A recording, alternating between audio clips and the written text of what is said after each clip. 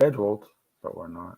I'm hit. Okay. Oh, hey, there we go. It was just thinking about it for a little bit. Was it? Okay. Yeah. Calling Chris Anderson in London. I am in London. London. Great to see you there. Crazy. Yeah, I didn't think I was going to make it, but I'm actually home here in London. So, and you are in Chicago. So I am in Chicago. We are. You expressed a desire for.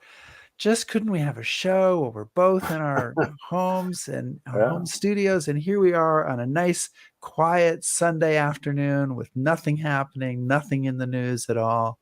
And it's chaos out there, folks. But, you've come to your happy spot. That's right. Your happy place. Welcome, everybody, to History Happy Hour. Thanks to Stephen Ambrose Historical Tours for helping to bring you this show. Check out their rich offering of military history tours at StephenAmbroseTours.com. And Chris, whether people are watching live, watching on replay, or listening on the HHH podcast, we are glad you're here. And today we're going to be talking about the 1st Division, the Big Red One in World War II. Yes. But we should take a moment, right, to thank who? Our august patrons. Our patrons. Yes. Our Patreon supporters, especially our top shelf supporters, seen here. Look, there's space for 2 more down there at the bottom. Join us. Become a Patreon supporter at patreon.com/History Happy Hour. And that costs money. I mean, it does. But for free, right now, you could just tell us that you're here and what you're drinking. And Chris, is there anybody watching this show? We have, actually, people are starting to tune in. We have Dave Borland from Evanston and Dave Picker from hot Philadelphia, is a bit of cool Philadelphia. Lorelei Cam from California. Doug McCord. Barry Milgate from Stafford, England. So, Barry Milgate, yeah. Hi, Barry. Welcome to the show. All sorts of different people. Ken Thompson, Katiki Miller, Jean Templin, and I'll bet Chris Templin is there with her, and Chris Jackson in Iowa. So we have some familiar faces and some not so familiar. But we should get on with the content. So why don't you give me a cue, and we'll just try to get this show off the road. Or on the road, or something. Off the road. Woo! We'll take it someplace.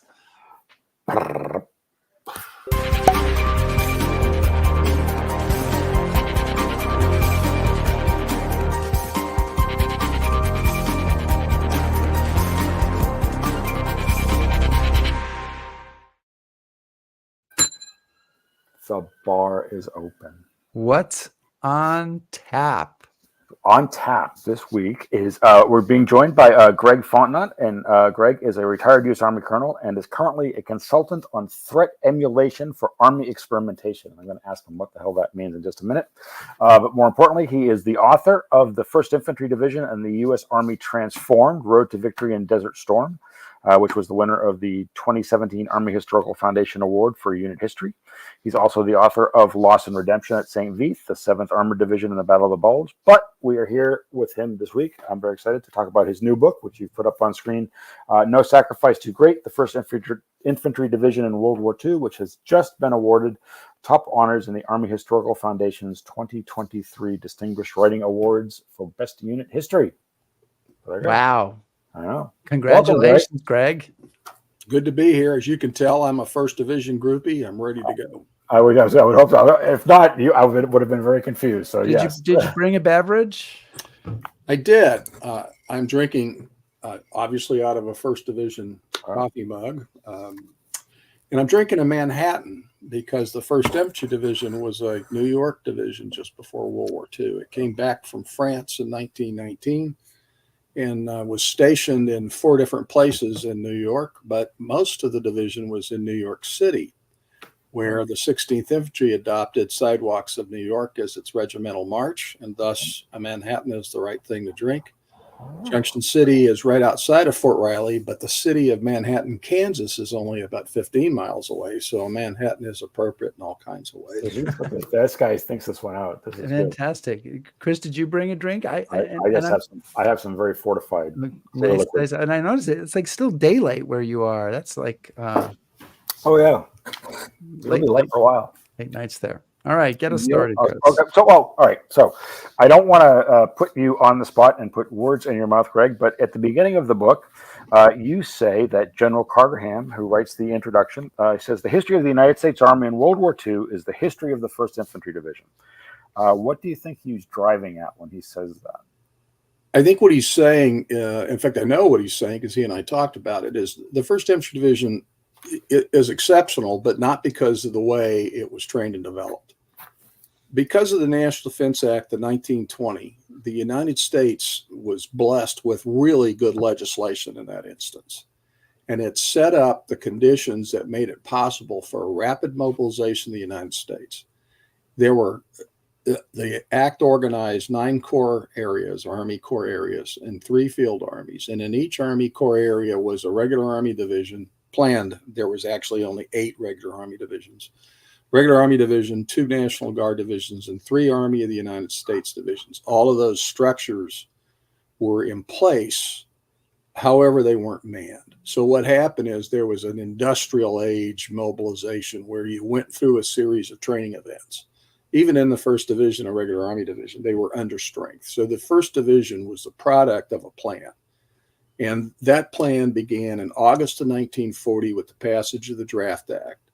A year later, actually less than a year later, there were 29 divisions in the United States Army in various stages of training. The 1st Division and the regular Army divisions were a little more advanced than the rest. All of these divisions at one time or another provided troops to other divisions to help them get ready and took in new troops so that you didn't have any division that was all green, with one exception, which is covered in Loss and Redemption at Saint-Vith. Right. So it was a systematic way of doing things. The 1st Division was among the best divisions in the Army, according to Dwight Eisenhower. He rated the 3rd Infantry Division as the very best in the European theater. Very disappointed that he thought that since he's from Abilene, Kansas, but that's how it is. Some of the other divisions that he included in that best included the 30th Infantry Division, a National Guard division. And the point of that is by the time the division went to theater, it wasn't a National Guard division or a reserve division. It was an Army division that had been trained adequately. And the exception I mentioned, if we ever get a chance to talk again, is the 106th Infantry Division, which is worth talking about at some point. Absolutely. Yeah. So this division spends 443 days in combat, I think, 9 campaigns, 3 assault landings, D-Day being one of them. They suffered 206% casualties. They had quite a war. But in the first sentence of the book, you make the argument that they, despite all this, they thrived by adapting and changing behavior during the war. And so why was it important for you to make that the overriding thesis of this history? Because if you have those kind of casualties, let's take it, say, Chris is a squad leader. And Chris, like one of the characters that I write about, it makes his 3rd landing in Omaha Beach on the 6th, and he's killed on the 12th. So sorry, now Chris. we've lost an experienced staff sergeant who landed in North Africa, learned his trade in North Africa and Sicily. So now he has to be replaced. And if a guy fleets up from the squad, then that guy has to be replaced. So now the turbulence is not one guy, it's 2 guys. Routine promotions, wounding, killing, all of those things produce turbulence. And in every instance, someone had to come along and take their place, and they had to learn rapidly. So for a division to succeed and thrive, it had to be what we came to call a learning organization. And how do you learn? You learn by experience, but only if you survive, and only if the lesson that you take out of that experience affects behavior. And some of that is, pretty thoughtful stuff, like we got to have better landing craft. And that came out of one of the things we learned in North Africa. And the extemporized landing ship tanks, which were based on Maracaibo tankers, shallow draft tankers that they used in Lake Maracaibo in Venezuela, were replaced by the purpose-built landing ship tanks. That's a lesson, but it only matters once you fielded that piece of equipment. We learned lots of lessons about how to fight, and that has to be applied, and that means people have to be trained. So the integration of replacements, the adapting to a lesson so that you change behavior, all of those things lead to better performance. Experience taken uncritically, it doesn't matter. Frederick the Great, writing about experience, had a proverb. I call it Frederick's proverb of the mule. He described the military profession as a profession of honor, but only if one took one's experience critically could one really do honor to the profession. Otherwise, you would be like the mule who accompanied Prince Eugen on 13 expeditions. You would, at the end of the day, he said, remain a mule. I believe the better way to say is remained an ass. So experience isn't sufficient. It's experience taken critically that improves operations downfield. Can I follow up on that, Chris? Just this once. Okay, thank you. Because you have a photo, which and I might be getting ahead of things a little bit here, but it's from North Africa, from Tunisia, and it's labeled critiquing. So these are the soldiers. They have already been fighting, and they're now in a session where they're critiquing their performance. Precisely, and that is what the Army has come to call the after-action review process. In World War II, we used the term battle critique.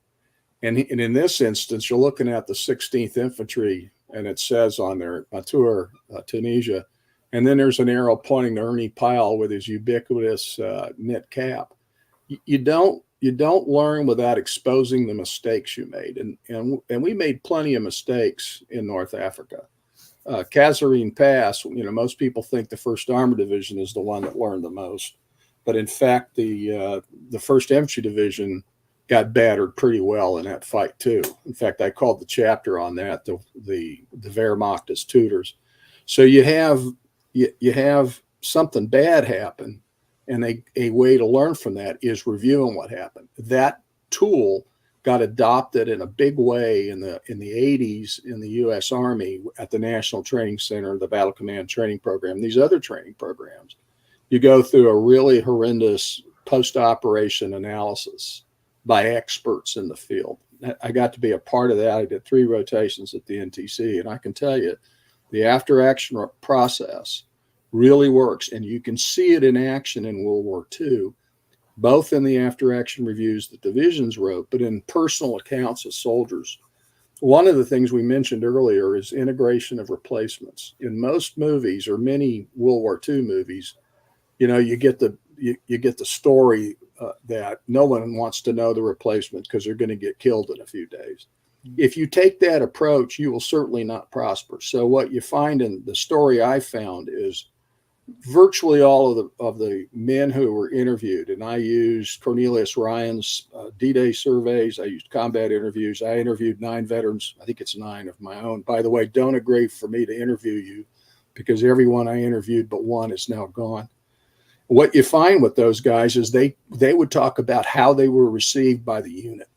And in the case of the 1st Infantry Division, and in fact, most divisions, the things that I've been able to find out is they either had a battle school where they integrated people formally and you went through 4 or 5 days of training, or you got taken by the hand and showed the ropes. So integration of replacements is important because it assures the survival of the rest of the squad, not just the replacement. So the idea that nobody wanted to know the replacements is really myth. Were there some stories like that were true? Of course. Yeah. So, Greg, we kind of take it for granted. 1st Infantry Division, the Big Red One, they're very famous. They're well known. We know about them from Normandy. But just to kind of set a baseline here, give us a little bit of their backstory. They'd seen some pretty distinguished service during the First World War. So, they're not starting from scratch. So give us a little bit where they come from and what their background is. Yeah, the 1st Infantry Division, to this very day, thinks of itself as unique for a number of reasons. It was, to start with, organized in April 1917, and it was literally the first modern U.S. division. Of all the 1st divisions, and there are many of them, 1st Marine Division, 1st Cavalry Division, 1st Armored Division, 1st Infantry Division, but the very first, and it was called just the 1st Division, was in fact the 1st Infantry Division, organized out of 4 regular Army regiments, the 16th, the 18th, the 26th, and the 28th. The 16th stood in the line at Antietam. The 5th Field Artillery, one of the division's artillery battalions, the oldest unit in the Army, is in that battalion. It's D Battery, 1st Battalion, 5th Artillery, which was Hamilton's own. And artillery or not, they took Redoubt Number 10 at Yorktown. So it has a long and serious tradition. In 1940, after they were mobilized, the 18th Infantry Division had an organization day. An organization day is when a soldier graduated from basic training inside the regiment and matriculated into the regiment into a unit. That day, the guy that was the keynote speaker for that matriculation or that organization was a brigadier general retired who was a veteran of the 18th Infantry in the Civil War. So we're talking about unit histories that went back a long way. They were proud of their record at Cantigny in World War I, as well as Soissons, Saint-Mihiel, and other battles. And many of their leaders were graduates of the 1st Division in World War I. Teddy Roosevelt famously commanded a battalion in the 26th Infantry Regiment in World War I. He was very badly wounded. Quick side story, nothing to do with today, but since it is happy hour, we should mention that the division has a division wine, Chateauneuf du Pape, which was the wine that Teddy Roosevelt had brought to him when he was recovering from wounds in the hospital. And so it is to this very day the regimental wine. Chateauneuf du Pape is a very nice wine. And so we have that at the annual division dinner in April of every year. That dinner started, by the way, in 1919, and has continued with some exceptions ever since. So it has a long history. And by the way, the National Guard divisions and the oldest units in the U.S. Army, the oldest unit in the U.S. Army is not the 5th Artillery. It is D Battery 5th Artillery. It's actually a National Guard unit. Yeah. So all of our units have long histories. That was a long answer. I'm sorry. No, it's not a lot. No, I think it's important that people know kind of where this unit is coming from. Right? And they took pride in that, and I think they still do. I had hung out in the mess hall this last summer in the 2nd Brigade, and I think they still do. I think the young soldiers still have a sense of what that is. And that's true of the Marines and the Navy. You know, the traditions of the various services are important, and I think they're useful in getting the youngsters on board. Mm-hmm. One of my friends who was a World War II veteran, John Jarvie, liked to say, said it was a big war and everybody went. And I wonder what you can tell us about the soldiers who make up the 1st Division. So now you know a little bit about their history. You know, what kind of soldiers are these? Is this like the movie where there's, an Italian guy and a Jewish guy and a MIT guy, or what is it? What's different? And then in what ways does that makeup change as they go through the carnage of war? The core of the 1st Division in 1940 was really New York. There were lots and lots of New Yorkers. As a consequence, there were boatloads of Italians. In fact, when the 1st Division was in Sicily, they were letting Sicilian soldiers to be precise, go home on the weekend to see the family at the conclusion of the campaign. But as the war wore on, of course, draftees came into it, and they were acculturated, if that's the right word, to the 1st Division. In fact, in Sicily, a number of things happened of interest before Sicily. In order to fight the campaign in Sicily, they had to replace some 1,500 casualties from the North African campaign. Almost 3,000 casualties. Some of those were sick, some of those were wounded, some were killed. 1,500 of them came from the 3rd Infantry Division, including Walter Ehlers from a small town in Kansas, Junction City to be precise. He was a 3rd Infantry Division soldier, but he won the Medal of Honor in the 16th Infantry of the 1st Division. So that the New York contingent began to decline in size as replacements from other units came in the case of Walter Ehlers, as well as soldiers who had been drafted or had enlisted after the war had begun, and they joined the division either in North Africa or in Sicily. And so you then had soldiers from all walks of life, so to speak, as in the movies. And the other thing that changed is the physical requirements changed. There's a great book called The Rise of the GI Army, written by Paul Dixon, who gets into that. The original, and also the Army's medical history gets into it. Originally, the Army standards precluded a lot of people from coming in. Of the 1 million drafted in the first draft act, 100,000 were sent home. A lot of the reasons they were sent home was malnutrition. Yes, malnutrition in the United States was a fact in the late 30s.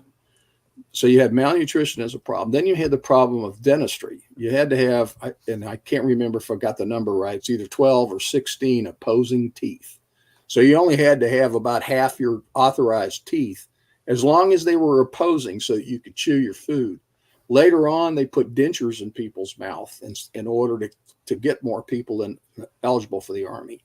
You had a height requirement for the Army. I think it was pretty, it was not very tall.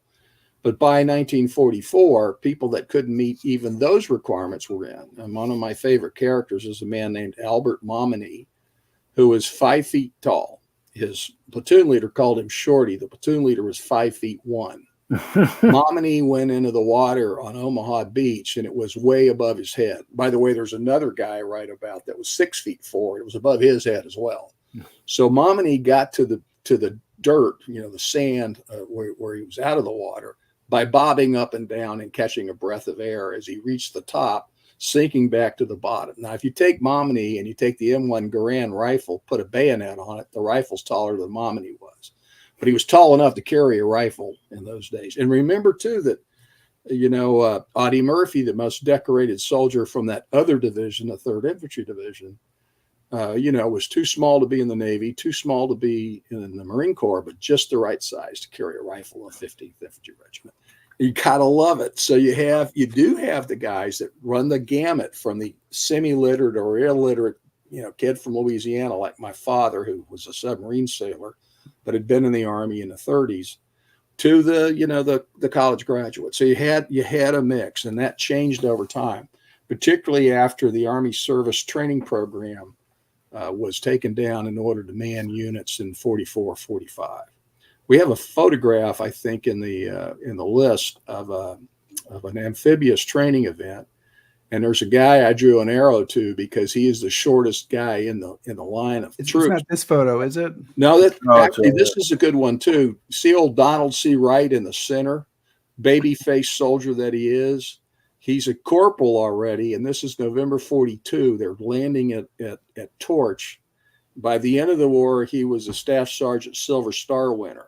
But look at those faces. I mean, these are kids, very young people. This is a photo taken by a Royal Navy lieutenant, and this is a amphibious landing craft provided by the Brits because we hadn't yet fielded the Higgins boat, the so-called Higgins boat, the landing craft vehicles and personnel. So this photo is an earlier one where they're all wearing the doughboy helmets from World War I. This one. Yeah, this one. Take a look at this guy down here.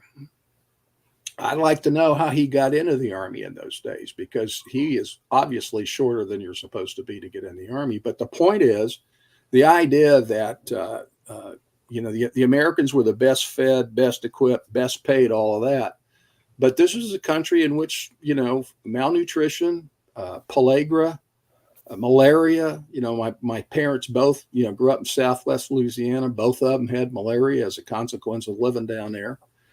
This country was a rich country, but not as rich as it is today, and I don't think people realize that. So I want to go back to this picture here, and this is a landing craft going into action in Algeria in November 1942, and keep in mind that this war and the 1st Division's role in it goes to 1945. So none of these guys have been in combat before. Obviously, as you pointed out, they all look very, very innocent. How does the 1st Division acquit itself in its initial combat experience, and what kind of things do they start to learn from that? Well, one of the most remarkable things about Torch is, first and foremost, think about the training I mentioned at the beginning, the industrial age mobilization. The 1st Infantry Division trained on the East Coast for amphibious operations alongside the 1st Marine Division and a couple of other units. On the West Coast, the 3rd Infantry Division trained with the Marines out there, so that we had a body of folks trained for amphibious operations. And they learned a lot of things in the training. I didn't put it in the list of photos to show, but for one thing was we started out with everything from rowboats to small barges as landing craft. By the time we went to Omaha Beach, we had purpose-built landing craft. Early in when Guadalcanal went down, in fact, we had it. So you had the whole development of the industrial base to put together purpose-built amphibious craft, but we had a lot of training to get to that point. Where is your boat station? On what vessel or what craft are you going to go? And at what time are you going to go? One of the lessons learned that was not applied in Omaha Beach was land in the dark, because the opposition was going to be high end. In the Pacific, they found it better to land right at daylight. So that got applied in Omaha Beach, which maybe wasn't the right place to do it, because the density of the defenses on Omaha Beach were generally larger than they were greater than they were in the Pacific. That isn't true in every case. I mean, Tarawa, for example, it certainly wasn't true. Guadalcanal going in at sunup was no problem, because there really wasn't much of a defense there. So it varied. But you went ashore at Omaha Beach in the daylight, you were going to get shot at, because they had pretty hefty defenses along Omaha Beach. So, but Greg, I mean, one of the things that I really found fascinating about the book was that discussion of, kind of that interwar period and where we're starting. And I think most people are aware that we were starting from a pretty low point. But as you stress in the book, and as we go through some of the campaigns, the Army's adapting, it's changing. What I would be curious about at this point would be, is the 1st Division internally leading this change in this evolution, or are they just like everybody else? Is there something special about what the 1st Division is doing I don't think they were particularly special. I think the fact of the matter is, during the interwar period, a rich body of doctrine was developed, despite the fact that the Army at one point only had 250,000 people in. And I forgot to mention the leadership of the 1st Division in talking about North Africa. Let's go back and I wanted to talk about Terry Allen, for example, was one of Marshall's chosen, and he was a cavalry officer. And there's old Terry in the middle with the 2 stars. He was a cavalryman who had taught at the infantry school, and the artillery commander for the 1st Infantry Division at Torch was Clift Andrus. Andrus and Allen were typical of the era. They grew up, they were the sons of soldiers. They honestly grew up together in part at a place called Fort Apache. Yeah, no kidding, Fort Apache. Andrus's dad was a cavalry officer. Allen's dad was an artilleryman. They both decided to go in the military, but they were going to take the opposite branch of their dad. They were kind of ruffians, as teenagers, they got kind of out of line. So the dads got together with the local Apache chieftain and asked him to take these 2 boys on for 2 weeks and show them the ropes of being an Apache. After their 2 weeks, they were happy to do what their parents expected of them. And had learned a great deal at the hands of the Apache. The 3rd leader of the 1st Infantry Division at that time was Teddy Roosevelt. Roosevelt, as you know, was the founder of the Chateauneuf-du-Pape tradition, but had commanded a battalion in World War I, as had Terry Allen, who'd also been badly wounded. Andrus didn't get overseas. So you had very high-speed guys running the division. Allen and Roosevelt were particularly charismatic. I mean, they really were. The troops loved them both, and they loved the 1st Division back in a big way. The other leadership throughout the division was first class. One of my favorite characters is John T. Corley, commissioned from the United States Military Academy in 1938, obviously Irish as all get out, and a New Yorker to boot. As a lieutenant in the division in 1940, in the early 43, he's promoted to major, and he's a battalion commander in the 3rd Battalion of the 26th Infantry, which he commands to the end of the war, winning a Distinguished Service Cross en route. So here's another high-end leader who learns rapidly. Well, his regimental commander when he first got there was Teddy Roosevelt, who'd gone from command of the battalion to commanding the regiment to being the assistant division commander. Dutch Coda, Norman D. Coda, was a 26th Infantry. I think he was 26th Infantry. He was a fairly junior officer in the division. Eventually goes from regimental as a major to being the G3 operations officer, then to be the chief of staff. And then he leaves the division after Sicily to be an assistant division commander. He lands at Utah Beach as the ADC of the 4th Infantry Division, alongside Teddy Roosevelt, who landed as a supernumerary officer. Coda then commanded the 28th Infantry Division until the end of World War II. So you got high-speed leaders. George Taylor's another one. He's the guy who on Omaha Beach said there are only two kinds of people on the beach, the dead and those who are about to die. So you had charismatic leaders who learned over time. And you look at Taylor's papers, George Taylor's papers, he's writing papers on how to fight in the woods, how to fight in a town, how to fight the Germans generally. I mean, these are guys that were thoughtful people, and they'd grown up in that education period in the interwar period that the older guys had.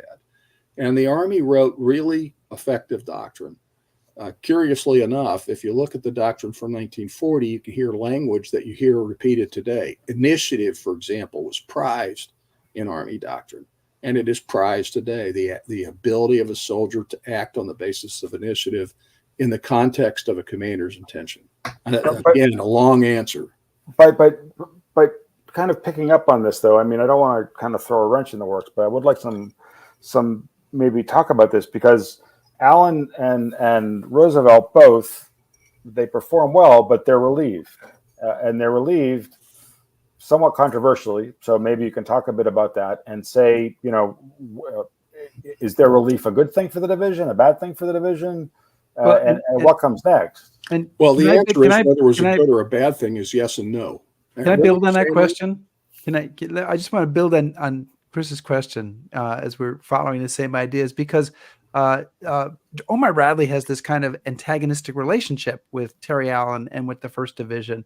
And early in the fighting in Sicily, when there still aren't many troops ashore, and the 1st Division manages to repel a powerful German counterattack, and Bradley says, after the war, he says, only the perverse Big Red One, with its no less perverse commander, was both hard and experienced enough to take that assault in stride. So, I mean, clearly he's got an attitude about them going into this. Yeah, neither Bradley nor Patton liked the 1st Infantry Division, and the 1st Infantry Division didn't like either of them back.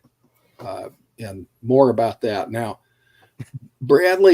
Ernie Pyle made Bradley the soldier's general, but he was no more a soldier's general than I am. The record will show I never made brigadier general.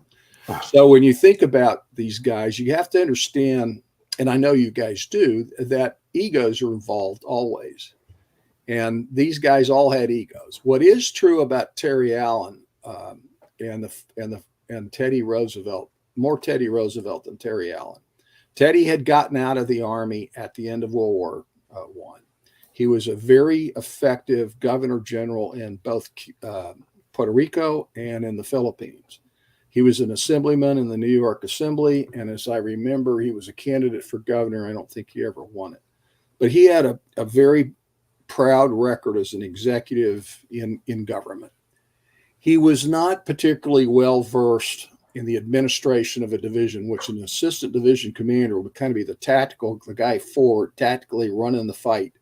The division commander would be the chief administrator. Terry Allen gets criticized about that. I don't think it's entirely justified. So when Bradley says in his memoir that he relieved these guys, that's Bradley's view. If you read the Eisenhower papers, which of course I have to check this, is he sees them as needing to come out of command because they're tired. They've run 2 amphibious operations. They're the only 2 guys at that point who had done that. No one else had led troops ashore 2 amphibious assaults. The 3rd ID is going to get to do that at Salerno, but that hasn't happened yet. So Eisenhower's plan and his recommendation is that they take these guys out, give them a rest. Allen was to go home and come back as a corps commander. He did not. He came back instead as the commanding general of the 104th Infantry Division, the Timberwolves. Teddy Roosevelt was tapped to command. Tapped is not the right word. Bradley recommended that. Listen to this. Bradley recommended to Eisenhower that Roosevelt get the 90th Infantry Division in the summer of 1944. The day that Eisenhower sent the message to Bradley, said, "Yeah, you can do that," was the morning after Teddy Roosevelt had died of a heart attack. And he died of a heart attack on about 11 o'clock in the evening, and the message came in the next morning after sunup. So whether they were relieved for cause is a debate that I don't think is worth having. The fact is, when they were taken out of command, I think in part because that Bradley felt the administration wasn't very good. And where he really got that impression is the second liberation of Iran. So after the boys in the 1st Division take the city of Oran in Algeria, and they go and they fight in Tunisia, they have a rough time at Kasserine Pass, but they spank the Germans at El Ghoutar. And in the movie Patton, where George C. Scott is seeing all these Germans come down this valley, he says, Rommel, you magnificent son of a bitch, I've read your book. It's El Ghoutar. And he isn't fighting that battle. It's the 1st Infantry Division. He happens to be in the hillside overlooking it. And what happened is they come back, they're wearing wool uniforms. They've been in combat for quite a few days. They take a 900-mile truck ride to get back to Oran, and they discover that Oran's been taken over by what was called the base section, the logistics troops. Those guys are all wearing khaki, which is comfortable. The 1st Division's wearing wool uniforms. They're told they can't go in town. You have to have a tie on to be seen in the hospital. One of the 1st Division officers, a guy named George Fink, is sick with malaria, and they won't see him at the hospital because he's not in the right uniform. So what happened was what was called the Second Liberation of Oran, where 1st Division troops would beat the hell out of an MP in khakis or some loggy toad in khakis. Now, if you think that's changed, when we crossed the border berm coming back out of Iraq into Saudi Arabia, we're greeted by the 2nd Corps Support Command guys with brand new desert fatigues and embroidered name tapes. I mean, it's always been that way. The rear area troops, have it a little easier than the forward area troops. And the forward area troops in this case did not appreciate it. So the 1st Division deserved a reputation it had in some cases. However, they could fight. So Patton said, quote, I need these sons of bitches for the fight in Sicily.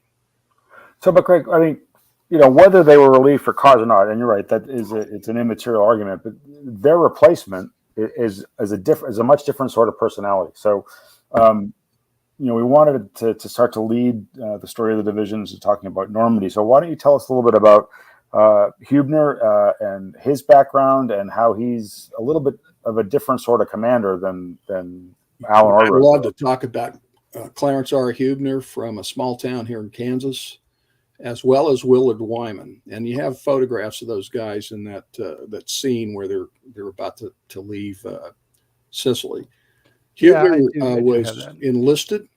He had gone to business school because he couldn't afford to go to college. That's Clarence Hubner. There's another picture in there and somewhere else of Hubner's on the guy in 2 stars. The guy in the middle is JFR Seitz, the commander of the 26th. And the guy on the right is John T. Corley, and they're in Aachen, Germany. Hubner was also an instructor at the infantry school, close friend of George Patton's, World War I combat veteran of the 1st Infantry Division. So he's an alumnus, and known as Coach because he was a marksmanship expert and was a good trainer of marksmen. In fact, he would not hesitate to step into a unit and correct the private, in training and say, here's how you do this, son. He'd get right on the ground with him. Bradley describes him as a flinty disciplinarian. I don't know where he got that. I do know that when Coda left to be an assistant division commander in the 4th Division, the guy that took his place was a man named Stanhope Mason. Stan Mason and Hubner were talking together, and Hubner said, one of us is going to have to be a son of a bitch, and the other of us is going to have to lift them up. And Hubner volunteered to be the son of a bitch, and Stanhope Mason was, in Hubner's words, to save those that could be saved. So he was ready to do what had to be done. And he loved the division, but he wasn't the charismatic character that Alan was. And he was also far more meticulous in that respect than Alan. The other guy, and we'll talk more about Hubner as time goes on, it was Willard Wyman, a remarkable character, a cavalry officer, Mandarin Chinese speaker, who was in China in the interwar period and was given the task of mapping the Gobi Desert, for crying out loud, which he did. And then he also helped lead Stilwell's headquarters when they walked out of Burma on foot. Wyman was leading the way.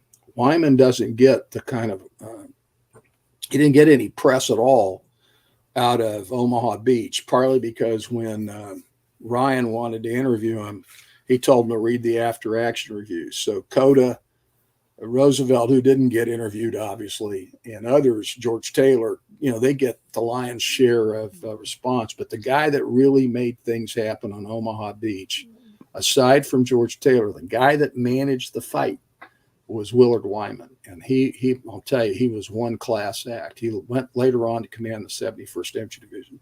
So in the persons of Huebner and Wyman, Andrus stays on. You have three consummate professionals.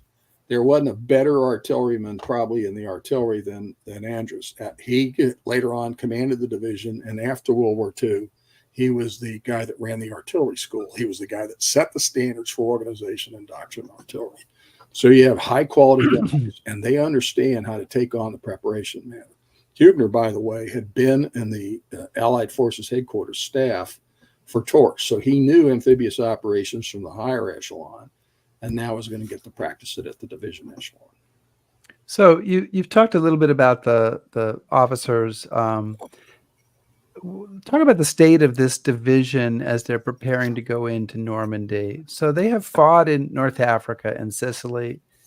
They've been, around now for like almost 2 years in action.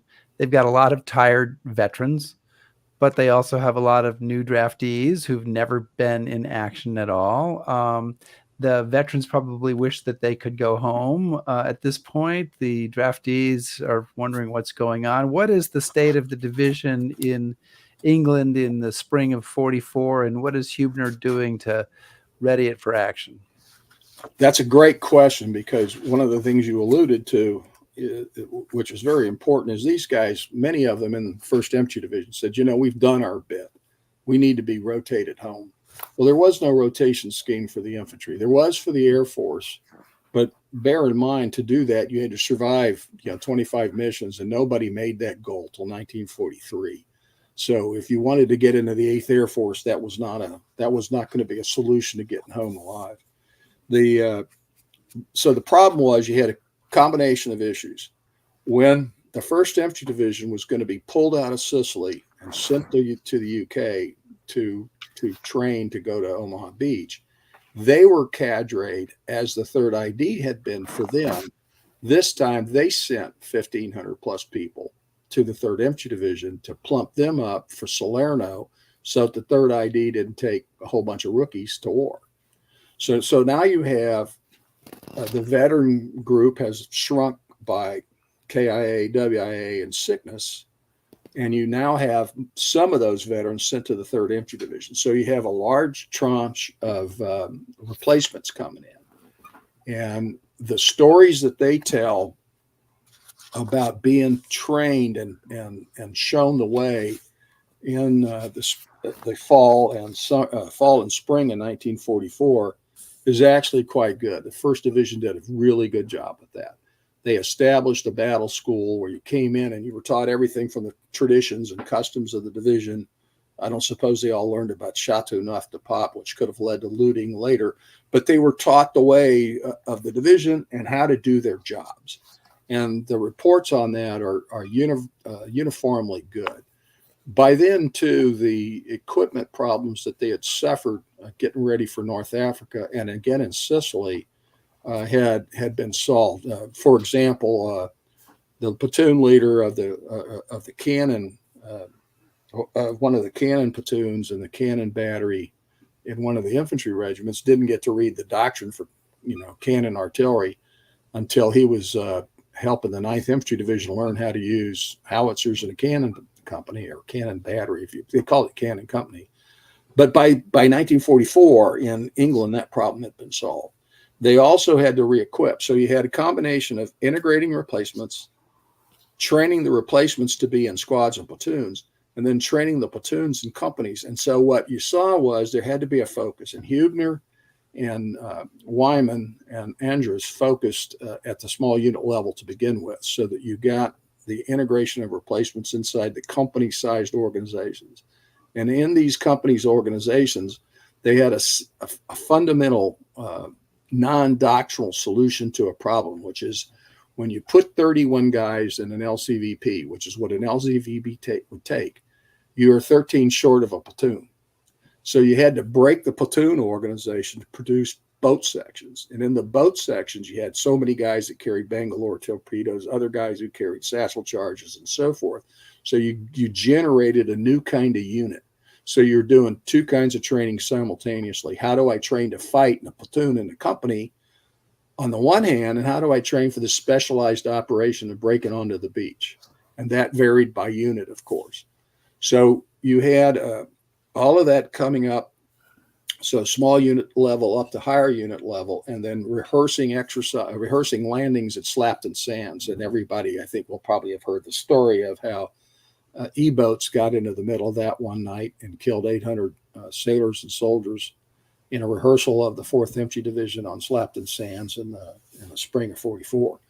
But all those things had to happen to make it worthwhile. So the other thing I would add to that is Huebner was a can-do guy that would get down on the ground with the troops. And in fact, at one point, he got in a foxhole, let a tank drive over it, so the troops would know, as they had learned at El Guitar, and they learned again with the Hermann Goering Division on the beachhead at Sicily, you can survive tanks overrunning your position. You get up and shoot them in the back end as they go by. And this, one of the privates sees Huebner do this, and he says to his platoon leader, "Damn, the old man knows his business." Well, yes, he did, and that matters to the youngsters. And bear in mind, these guys, might have been draftees, but they weren't unwilling draftees. They wanted to get through the war, and they believed in the cause. So I think it helped.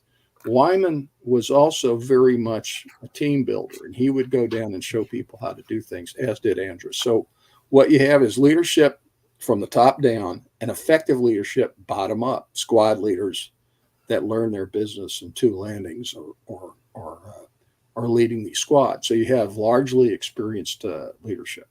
So, Greg, I mean, you've touched on some of this, but I think obviously we can't talk about the whole history of the division in the hour. A lot of people are interested in Omaha Beach and the landings there. There's a reason it's called Bloody Omaha. We have a general sense that it was a bad place to be on the morning of June 6th. But can you talk a little bit more kind of specifically about the 1st Division's experience on the beach that day, what their missions were, what they endured, accomplished? And also I'd like to know, is there something about that division, its preparations, its professionalism, its experience that made them able to survive and endure that day? Well, part of it had to do with the leadership that was experienced. Right. George Taylor, as a regimental commander, he's leading the attack at the 16th Infantry Regiment. Willard Wyman has less experience in Europe or in the Mediterranean, of course, but he had experience in China, Burma, India theater. They all had World War I experience. Taylor did not, but the top leaders did. The thing that made Omaha Beach difficult was the beach is concave. That is, you're attacking to the south. And that's the other thing that gets a little bit confusing about Omaha Beach. I mean, I'm misoriented when I start thinking about that, because north is at the top of the map, right? Right. And you're attacking towards the bottom of the map.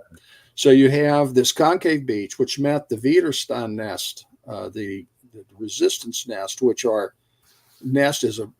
conveys an idea of 2 or 3 people in a machine gun. We're talking about big concrete emplacements with anti-tank guns, in some cases tank turrets laid into the embrasures or into the fortifications, MG-42 machine guns. And, we're talking about a very impressive defensive system.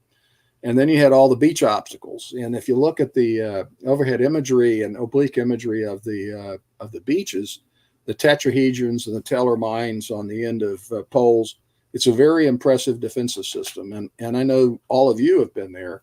But if you look at that really famous picture of E Company of the 116th Infantry, which I included in the list, going ashore, you can see the highlands. So if you look, and here's the beach, look how far they are away from the dirt. Then you get to the dirt, despite all the haze and everything, you can see the high ground beyond it. E Company's landing almost opposite of Colville-sur-Mer. So you're looking at that. You can see all the obstacles out there. You can see these guys wading in through deep water. Then they get across all this. They come to the shale, not the shale. I can't remember what you call it right now. 90 millimeter in diameter gravel, which is along the shoreline. You can barely walk across it and they ought to do that. Then you get to the seawall. Then you have to get over the seawall, and you have a couple hundred more yards to get to the high ground. So we're talking a devastating place that you have to cross. It's a long way to go. You're soaking wet, you're under fire, and you're carrying a hell of a load. I mean, it's just not going to be easy, even if no one is shooting at you. Mm-hmm. So that's the first thing. The second thing is there's a current flowing from west to east. And if you look at what happened on that, 2 regiments land under the control of the 1st Division. The 16th Infantry Regiment on the left or east, the 116th Infantry Regiment of the 29th Infantry Division on the right or west. And one of the boat sections, one of the LCVPs from the 116th winds up, and it was supposed to land in the center of the 116th sector. They wind up all the way on the left of the 16th Infantry Regiment sector. So you have this neat plan. I think it was 26 waves. And the first wave is shot to hell. And oh, by the way, they don't land where they're supposed to. You have some boat sections that wind up landing elsewhere, and they start the war from wherever they are. Then you have a couple of boat sections, one of them led by a company commander, says, okay, I'm going to go where I'm supposed to. So he convinces the teenage coxswain that they're going to sail parallel to the beach to get to the right place under fire the whole time. So it is really tough. And there's only 800 guys in the first wave, 800 against about twice that many defenders. Those are not good odds, let alone when you're soaking wet and half drowned getting ashore. And oh, by the way, you've been throwing up for the past 5 hours. We put those LCVPs into the water about 2 hours out in terms of the travel time it took them. I have a photograph of DUKW, a 2.5-ton amphibious truck going passing the USS Texas. There it is. Now look at that. These guys have got 2 hours to go to get to the beach because the Texas was 10 miles offshore.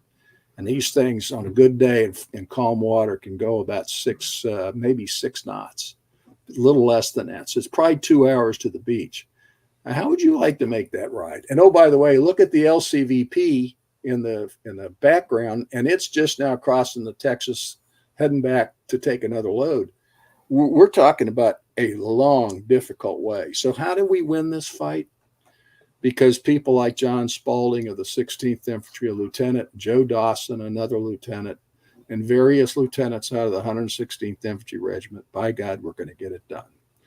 And so you have Spaulding taking a boat section, getting it all the way up to Colville, under fire, fighting back, taking down pillboxes along the way. Small units won this fight, managed also with leadership and aplomb by people like George Taylor at the top, George Fink, a company commander, and Willard Wyman making sure that the right stuff got. He finally at one point told Huebner, don't send me any more tanks, don't send me any more vehicles, I got to have infantry.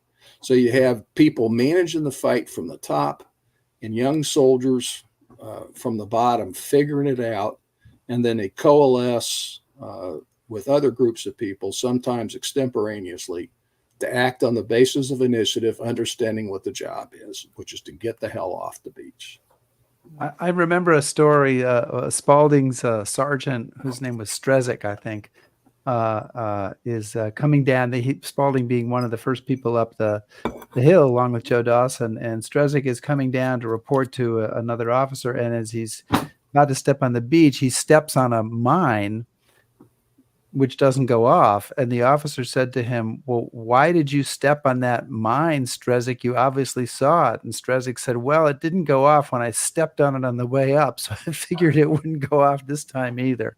So that was when you read the combat interviews of Strezick and Spaulding and others, I mean, these stories are abound. The Bedford Boys story. I mean, here are these guys, the first guys deployed to England is the 29th, and they trained from 42 to 44 for this fight. And A Company 116th, the company commander's boat section takes a beating on the way in, and by the end of that morning, the company commander's dead, and about half the company of A Company 116th. The Bedford Boys is a heck of a story, and that happened that happened to a lot of boat sections, and yet the survivors got the job done.